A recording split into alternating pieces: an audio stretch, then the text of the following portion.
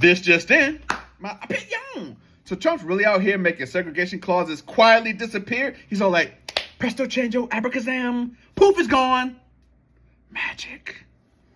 Seriously? So this is why he wants to be surrounded by loyalists who will not say anything when he makes these type of secret moves.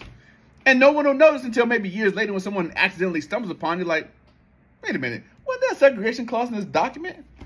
What are you talking about? I'm talking about there was a segregation clause in this document and it's not here anymore. You're crazy. It's been like that for years. Now step aside. This is the whites only complaint line. Can't you see the sign, dum-dum? What's crazy is there's already people who are defending this. His Trumpsters, his MAGA maniacs, talking about, what's the big deal? This is at the federal level, not the state level.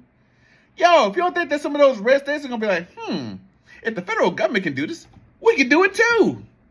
Like, this is going to come as a surprise, maybe even a shocker to some of y'all, but there are some, not all, but some white people who are like, if I could turn back time to the days of segregation and slavery.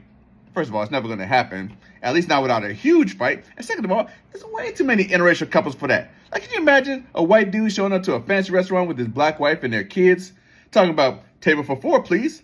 And they're like, I'm sorry, sir. This is the whites only entrance. The coloreds eat out back by the dumpster. I can already picture that black woman's facial reaction to her husband saying, oh yeah, that should be fine, right, honey? You know what? I'm sorry. Me and my wife and kids, we're just going to go check out another restaurant. Because if that white husband eats at that fancy restaurant by himself, he's going to be served divorce papers with that tasty slice of cheesecake. Now, if the states do decide to bring back segregation, I'm wondering, are they going to have a white version and a colored minority, everyone else version of every store? First of all, the colored minority, everyone else store is going to be lit. But I'm picturing like you drive down the street and you see the red Target sign. You're like, ooh, I got to grab some things for the house. But then when you get to the entrance, you see the whites only sign. So now you got to be like, hey, Siri, find the nearest colored minority, everyone else Target. Colored minority, everyone else Target is 2.7 miles away. And if you buy something from the white version of the store, can you return to the colored version of the store and vice versa? Like you like show up to the store like, hi, I'd like to return this sweater for my friend. Oh yeah, no problem. Beep.